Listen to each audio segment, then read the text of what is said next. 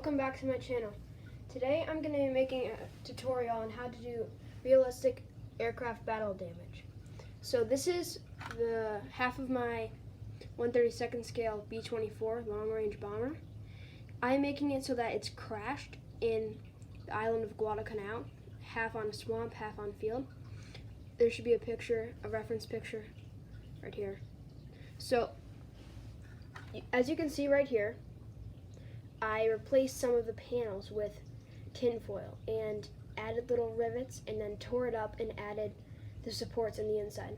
Today I'm going to show you how to do that and recreate that on your own model. Alright, so first you have to find a panel that you want to rip or destroy. So right here, I haven't primed this one yet, I just did this one yesterday. I did not completely destroy this one like I did this. So right here I just added a few hits from a shrapnel or a flak shell.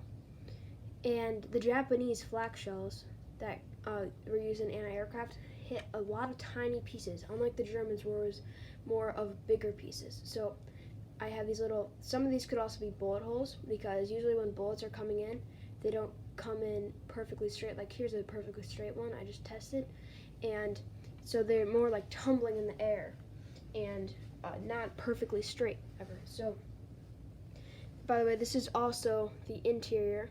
I've just added like mold and grime and everything since it's been sitting out in the marsh of Guadalcanal. Here's a map of Guadalcanal. It's in the Solomon Islands in southern Pacific. So I just added sandpaper and I have to repaint that and weather the back. But anyway, on to the tutorial. So to recreate the battle damage, which is I'm going to be recreating flak damage, so what I'm going to do is I'm going to use Reynolds heavy duty tinfoil, and I'm just going to cut off a good sized piece off camera right here. So 1 second.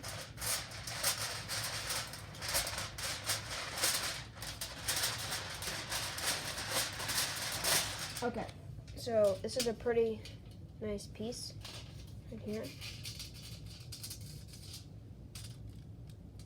So I'm going to put that, this is just a piece of wood to have a movable hard background. Then you're going to take tape and tape it on just so it doesn't move.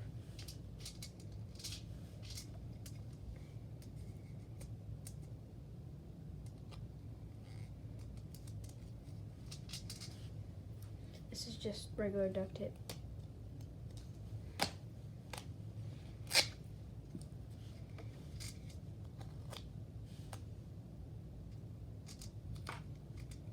So you want to make sure that the foil cannot move. It will be really annoying if it starts to move. So make sure it's tight on this wood.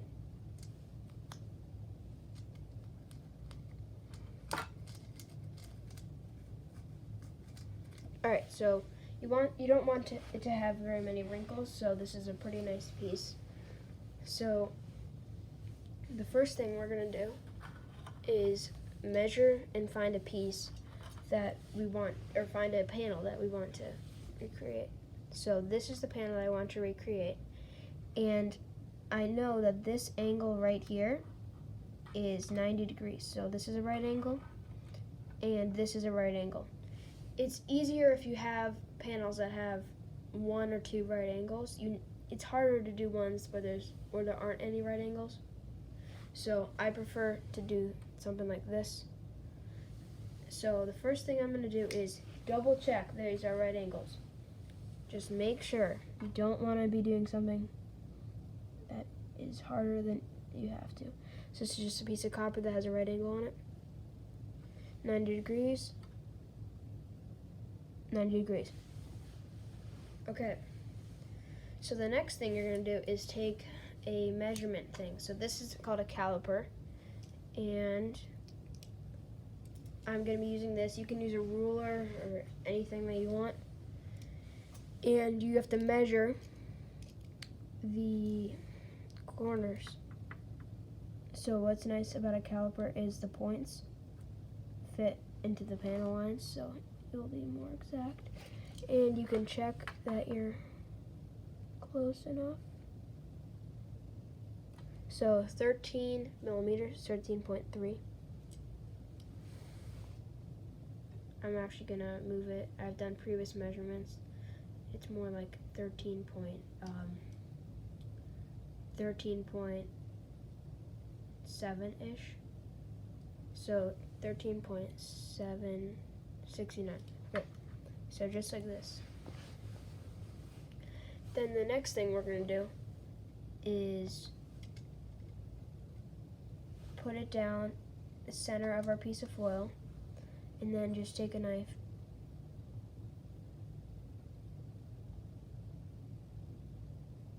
and mark. So right there we have 2 marks, exactly 13.7 millimeters away.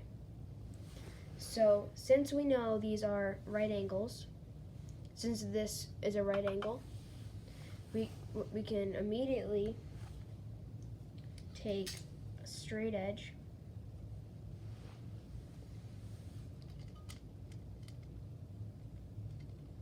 line up the 2 points, and taking the sharpest knife you have, it'll be much more of a clean cut if you use a sharp knife, and overcut on purpose. So you make sure you do not undercut the length. So this is what I have. Hope you can see. So the 2 notches going this way are the measurements of the width. And then the next thing we are going to measure is the length from the top, since this is not an exact square. So we have 36.68. So since we know this is a right angle, this angle up here, we can immediately go up here and cut it.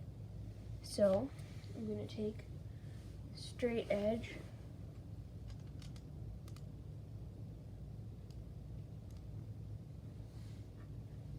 and a sharp knife,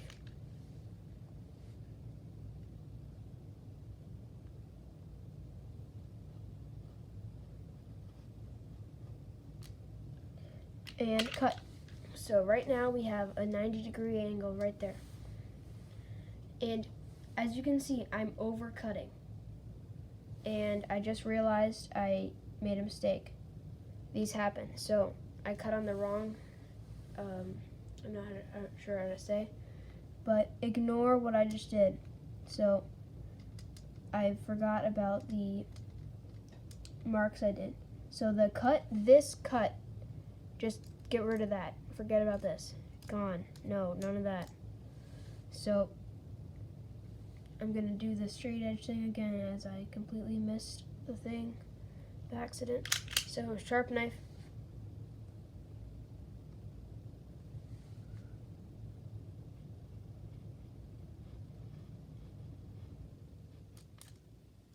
Right like that. Perfect.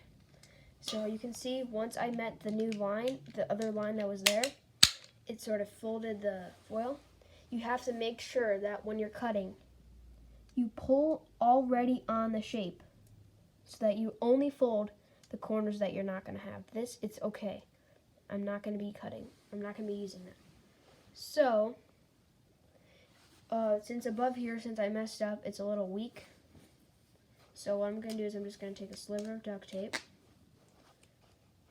and just tape that on because it's starting to fall off. You just, unless you screwed up right here, ignore that.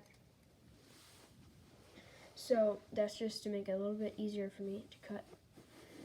Now the next thing is to measure the 36 millimeters that I have across right there. So we take this just like that, and make sure with your straight edge that it is completely lined up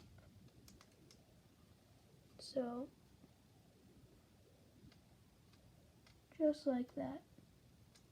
That's perfect. So now I'm going to take this off. But first I'm going to mark it up here off of the shape.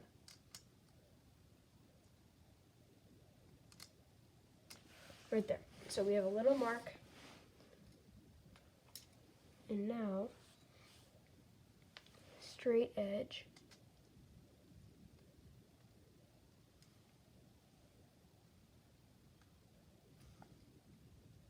This is why you overshoot the lines, so that you can have something to go by when you're measuring these angles.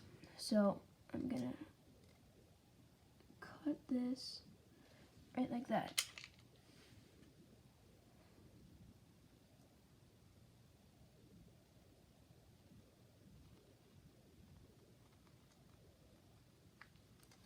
Completely overshot.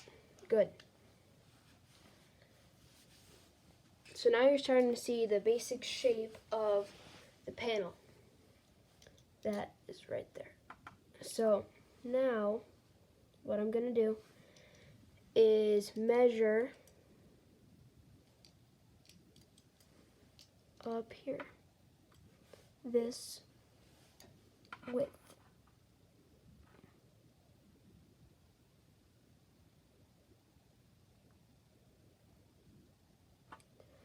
We have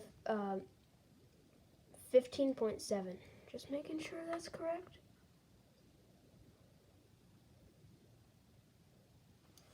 Let me just check, just to make sure.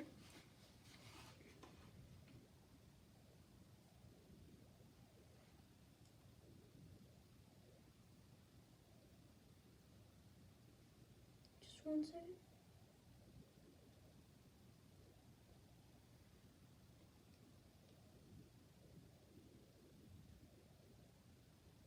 Yep, so 15.7 is correct. So the next thing, just move this out of the way. We're just gonna line up. Since I overshot, this will be easy. Some things you don't want to overshoot. This is definitely one of them that you do. It'll be much more of a challenge and take much longer. You'll have to do many more measurements. Like right here, I accidentally just made it a little bit longer. Alright, so right like that.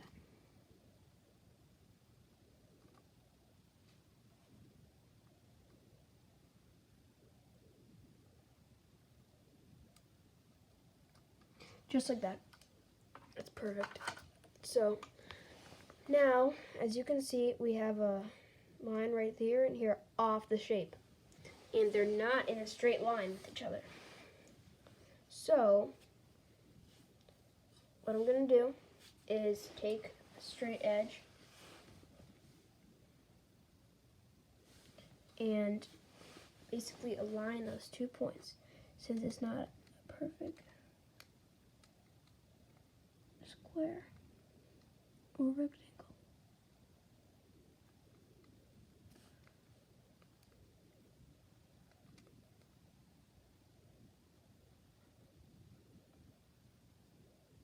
Always align the fronts and not the backs of the notches. So just like that.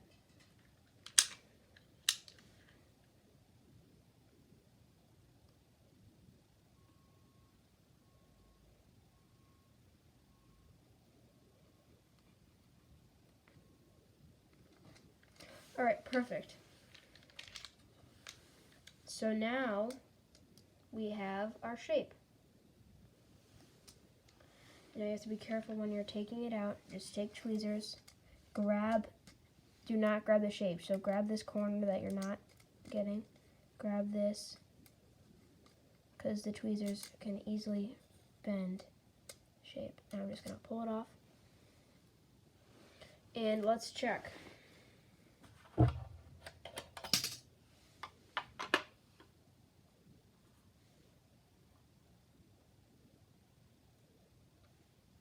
Perfect. So I will be back to show you guys the second part of this. So the reason that I'm on the carpet, on the floor, is because last time I tried to do this over here, it made a huge mess on my table. So now for, I guess you could say, the fun part. Drilling out or cutting out this panel. You can use a knife or Dremel or whatever you want. I'm using a drill. I don't have a knife, a hot knife or something like that. So this is what I'm going to use. Cut around the outline of the panel, leaving extra on the sides.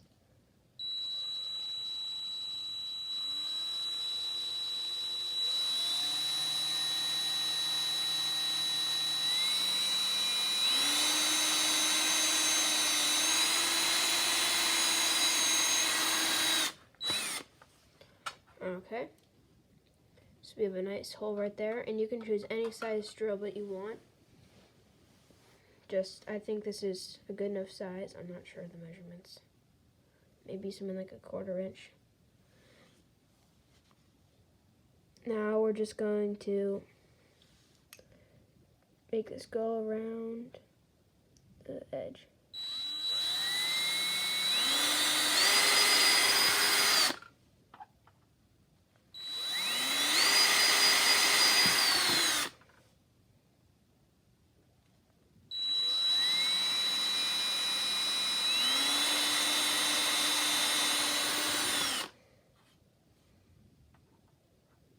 Make sure you do not accidentally cut the next door panel.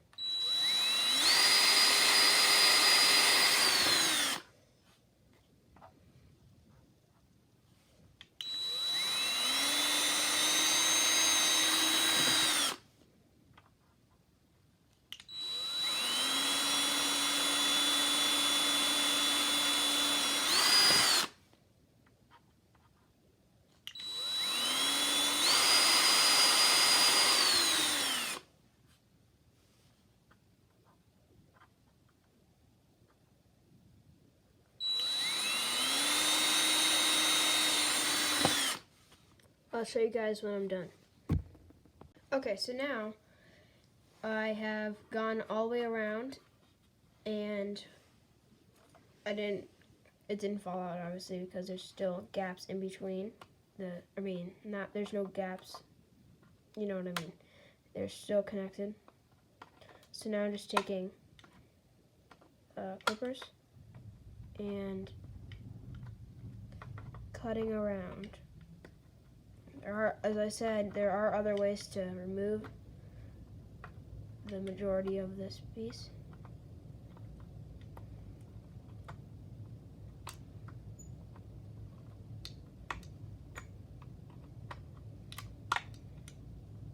Now over here is a bigger area that I couldn't fit the drill bit in, and it just kept sliding out, so it'll be harder to cut.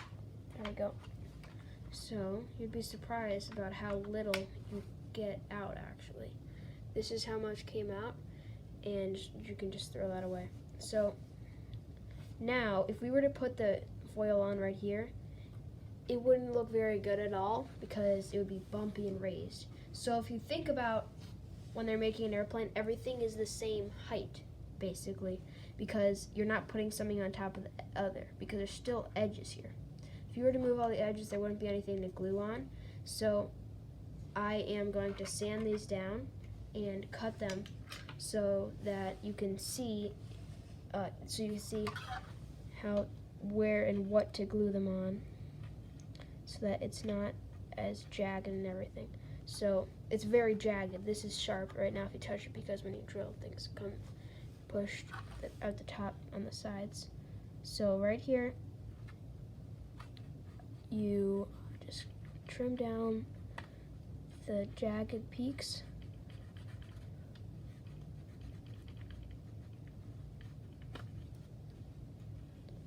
On most of them, and then you'll sand and do You'll sand and do more cutting later. This thing keeps on falling out. Don't know why. Okay, so just keep on. You want to have beveled edges on these things, so it's not like you won't be able to see through the foil that there's something behind it. And the whole goal of this, because as you can see back here, it's very ugly. You don't want to have holes on both sides so people can see to the other side how you did it. So if you're going for holes all the way through on both sides of the fuselage, maybe this isn't the way that you would want to do it, but for me and what I'm doing, this works just fine. And you want to make sure no one can get like a mirror in there or something. I'm also going to have this door open, but not enough, so that people can completely look inside and look behind. So right here, I'm actually going to cut this. Let me turn this around. Cut this more because I think there's too much stuff here.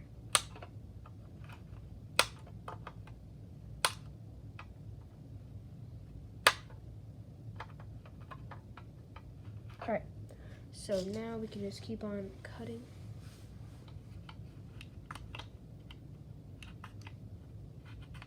And when you're drilling it out in the previous steps, be sure, like I said, not to accidentally drill on the neighboring panel.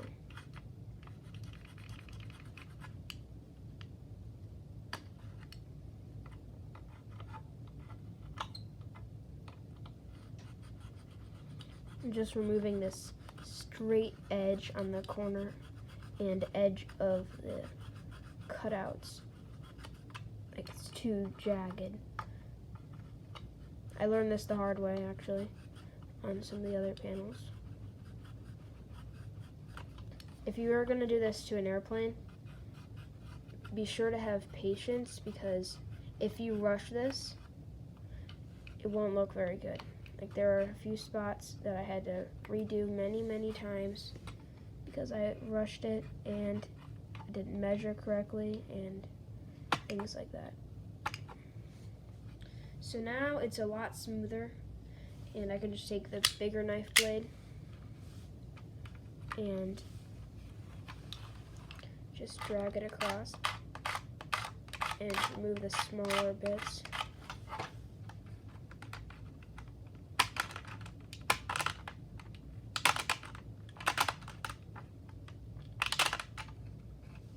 And same thing right here, and now I'm going to turn it around.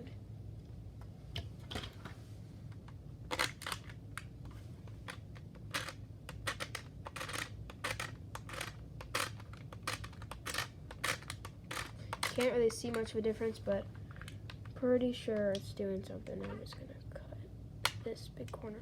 Alright, so now that it's still jagged, it's still really jagged, and you can't glue it, so this is just a sanding stick, and I'm just gonna sand this right here.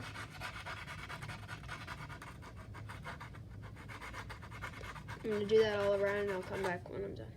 So, as you can hopefully see, I smoothed out and used the knife again to get rid of the jagged edge. I thought of this idea for basically a rule. If you're trying to recreate this, you'll know that when you're cutting plastic, they dye the plastic, and when plastic is under pressure and you cut into the inside, basically the plastic, it's a slightly different color. So here's the piece I cut out. You can see it's that gray. Now when you look at the inside, it's more of a blue-gray color. So what I'm going for, and part of this was also spray painted. I did prime for this, and some probably got on here. So yeah, it's going to be a slightly different color. So what you're trying to do to create the smoothest transition is to have the least amount of main color left on the outside of this panel. You want that different inside color to be showing all around. That means it's basically deeper. So like you're here, and then it's here. It's a step down.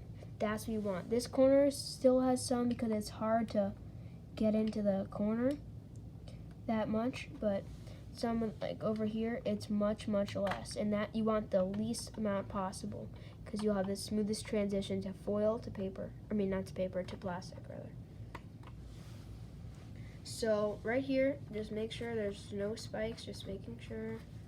Just one here. Alright, so we are good for this part. Now, taking our foil that I already showed you how to cut and everything, make sure you line up the right angles. So, taking the foil, you just put it off to the side. Now, just regular Loctite super glue gel.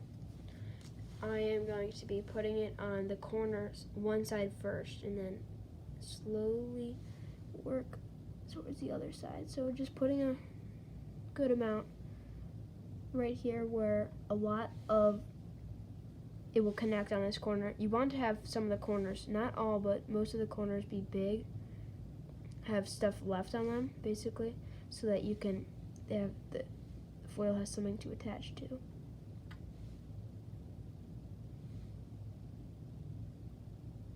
And I'll show you another way to connect these after I'm done gluing right here.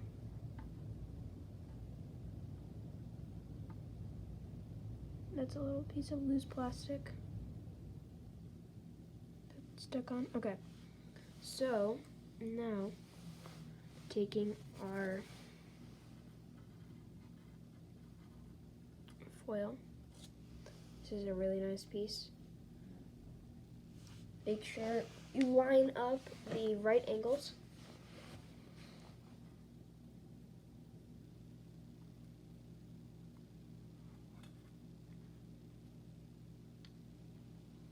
That right there is perfect. That's really good. That's really good right there. It's a good connection.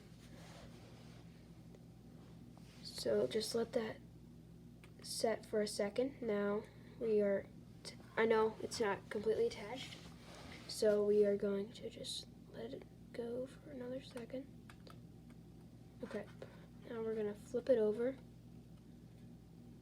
right here. Hopefully you can see the side that we already glued on. Now we're just going to put some glue in there. It's easy because you use the drill, or I use the drill, you don't have to. So it's sort of like already circles for the tip of the glue. So as you can see, when I did that, nothing came out the outside. So I glued right here, and then I glued from underneath. So right there, that should be good for this section. Now I'm going to take the toothpick with glue on it and put some, I know you guys can't see, but you saw before what the edges over here look like, so you could probably guess what it looks like. So right there, I put some on the edge. I know there's none right here. That will be okay. It's the hardest part. I tried to bend it, like especially for this long one right here, and I found that you don't really want to bend it. So right here, this looks perfect. This is probably one of the better ones I've done. I'm glad I've done it on camera. So we're just gonna tip it over just like that. Add glue to the other end.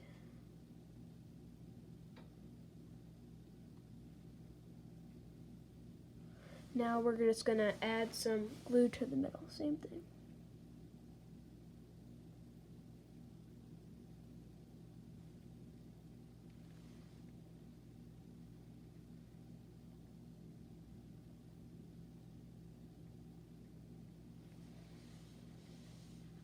So now we can take our toothpick and basically blend it in.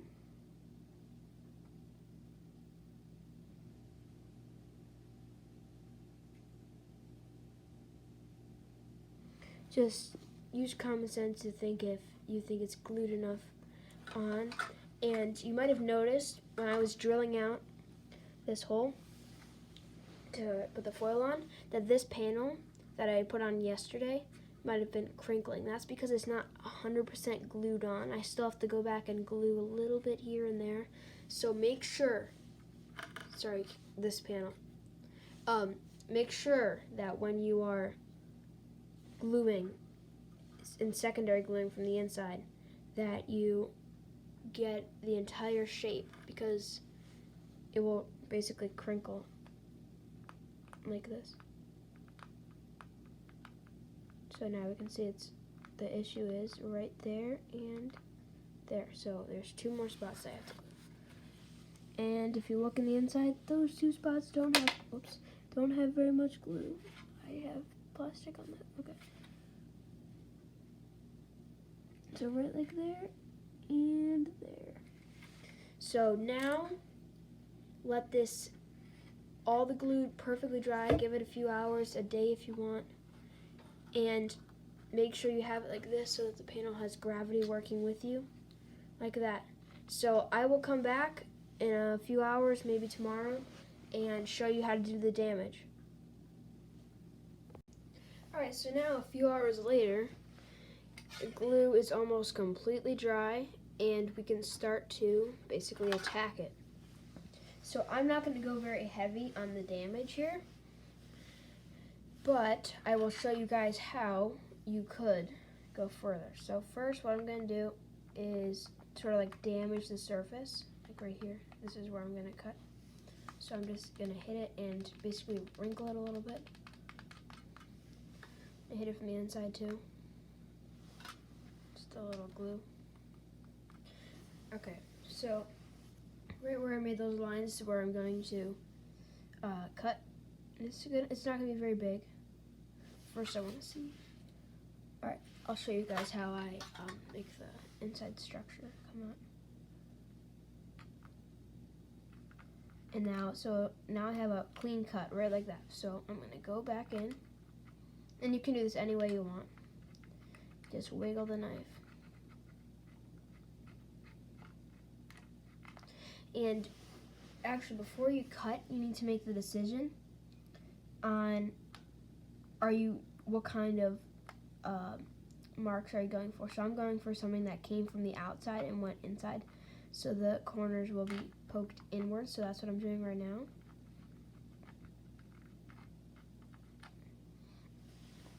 And you can also go for something that exploded on the inside of the airplane and push the metal outwards. So I'm just making another little cut right there just to make it a little more jagged. And usually it's not just one big piece, it's more smaller. It's more multiple smaller ones rather. So that's a nice little incision. So now I'm just going to make a tiny little dot over here. Not as small as I planned, but that's okay. That's pretty good. I'm just going to take a pin, safety pin, and I'm just going to poke 2 random holes. Came out at an angle there, and then I'm going to go straight in. There we go. That's all I'm going to do. So now I'm going to go back and push them in, and then come up from the inside of the airplane and pull, sort of like bend them in. So I'm using a lot of reference photos. And I found this website for B17s. There aren't very many pictures of B24s because they were lesser known, but I will link those in the description. So these are a little too perfect shapes. So I'm just going to make this one more jagged and a little poke right there. So that's just how I want it. So I just need to make them, actually this one's not as jagged as I would like it, so. Now we're going again from the inside, peel them back, bend it, and scratch. Okay, so just make little dents right there. Alright, that's just how I want it. Now, as you obviously probably have noticed, on some of the other holes, I have the internal structure going through. The internal structure of these airplanes is what kept them together on those famous pictures where they're missing half their tail, or their tail is barely hanging on. And I'm going to show you how I recreate that structure, because sometimes it broke, sometimes it didn't. It usually didn't. I have a few parts, like over here, where it's broke, and then right here it didn't. So what you do is you just take a staple and cut it. This is just a staple, and if you need to make it longer, then you can bend it so that it's longer. But I don't need it very long, so I'm just going to cut it so that it's straight.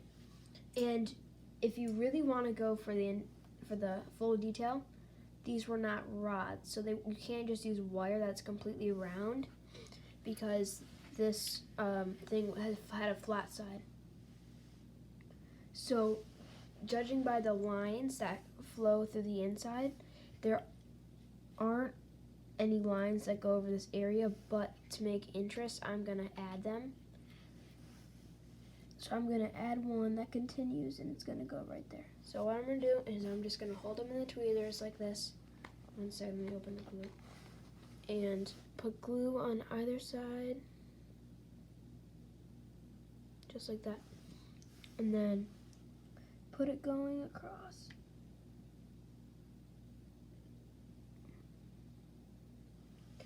Now, again, taking our toothpick,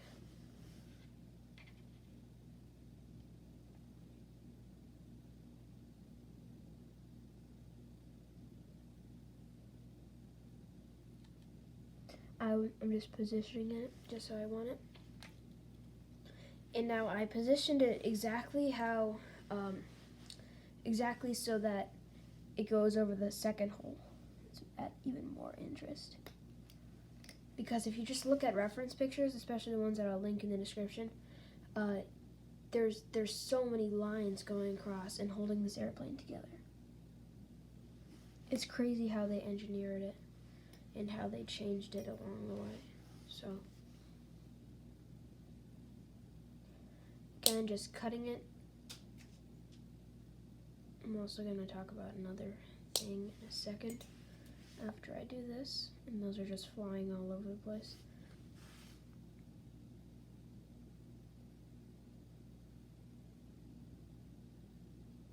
Okay. So now where am I? Right here.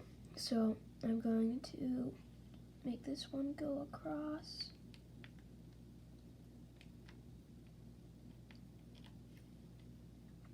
I actually have to position this first one to make it so that the other one can have more visible, because it's the same one I'm trying to replicate. I could just use a longer something, like I don't know, wire or something, but I just want to do it this way.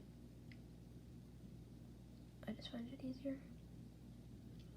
These are just paper clips, and you just cut them out with a knife. So now, when you look from the outside, where are we? There we are. I hope you can see, I'm not really sure, but let me just point out, there's something else that looks like this. I'm gonna call it the structure. So it's right in front of my point right there, and there's a second piece that looks similar, but that's just something that didn't go through. I think I'll get rid of that in a second. And it's right there, just in case you can't see. So then I'm just gonna make it a little more to my interest and get rid of this extra bit right like that and make it more jagged. All right, that's just how I want it. Not too much damage. Not too much damage.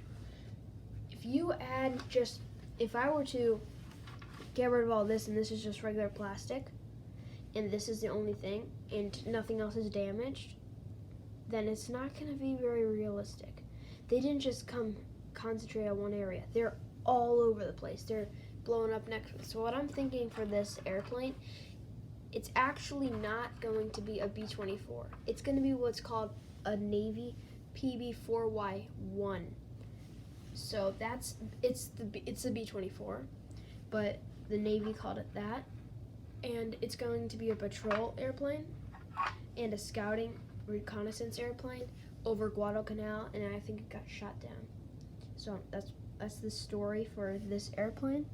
And now I'm going to talk about if you want to make bigger damage and bigger holes.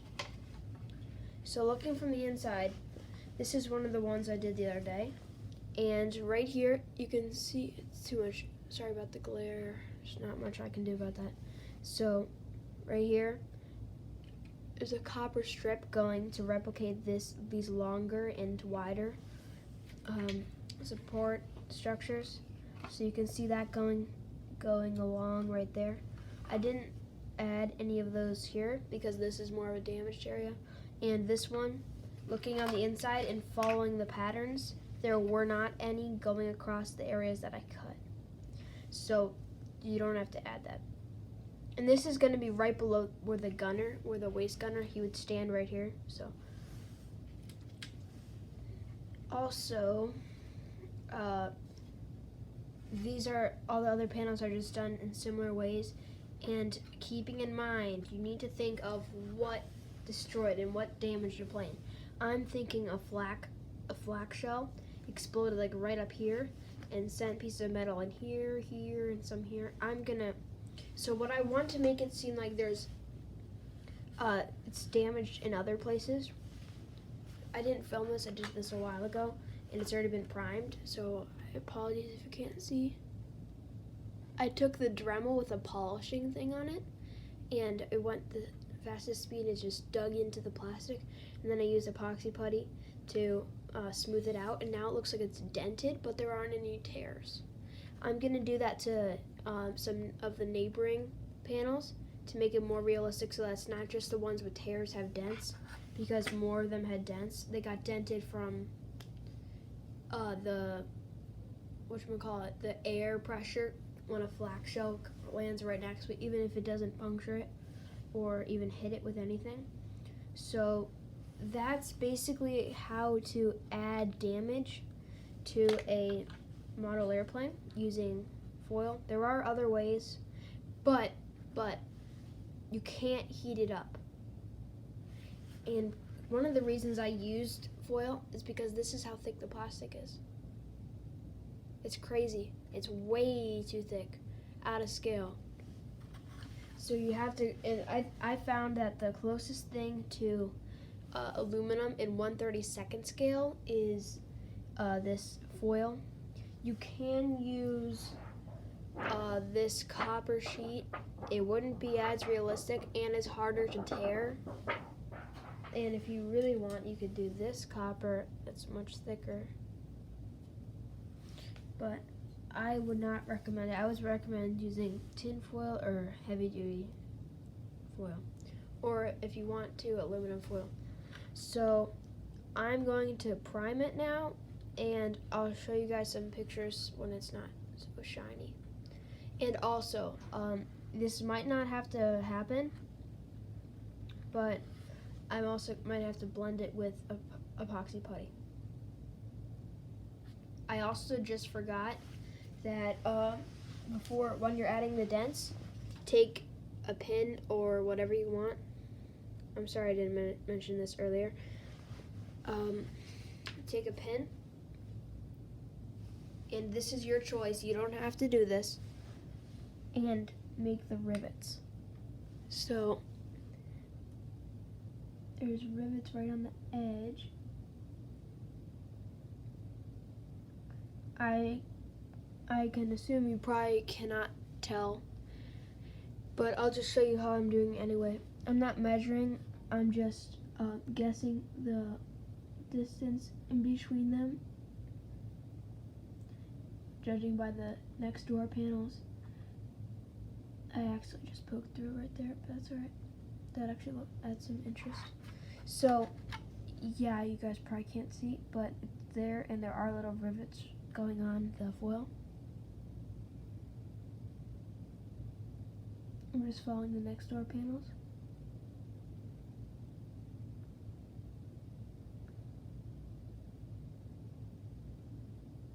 I'm gonna do that, and I'll come back to show you when I'm done.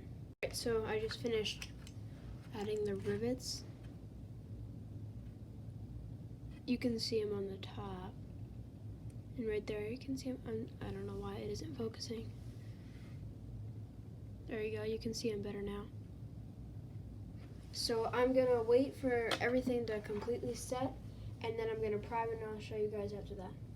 And also, in case you were wondering, in places like this, these are just dents that I made in the plastic to make it seem like I explained for here. Make it seem like they were dented by, I don't know, whatever would have damaged them. Alright, so this is making battle damage to a 1/32 scale bomber. Thanks for watching.